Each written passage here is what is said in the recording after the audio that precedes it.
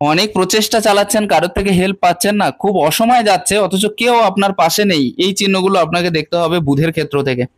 বুধ এমন একটা গ্রহ যেটা আপনাকে সংযোগ তৈরি করিয়ে দেয়, শুধুমাত্র বাইরের মানুষের সাথে নয়, নিজের আত্মীয় স্বজনের সাথে, ফ্যামিলির সাথে, এমনকি সবার সাথে বন্ডেজের যে জায়গাটা তৈরি করিয়ে দেয় বুধ।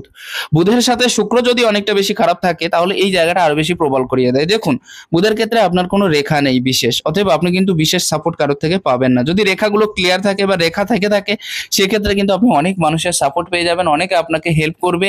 এমনকি অসময়ে যখন পয়সা থাকবে না, দেখেন পয়সার অ্যারেঞ্জমেন্ট গুলো আপনি করে ফেলতে পারছেন।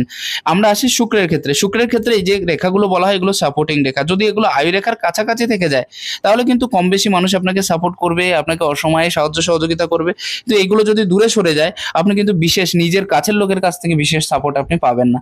পেতে গেলে হয়তো দূরের লোকের কাছ থেকে পেতে পারেন। আর একটা সাইন আমাদের দেখতে গেলে, যদি এই ক্ষেত্রে এই রেখাগুলো সোজা সোজা থাকে, কিন্তু এই রেখার উপরে যদি এইভাবে আড়ি রেখা থেকে থাকে, তাহলে কিন্তু কারোর হেল্প সহসায় পাওয়া যায় না, এবং ওই সময়টা খুবই অসহায় অবস্থায় নিজেদেরকে কাটাতে হয়।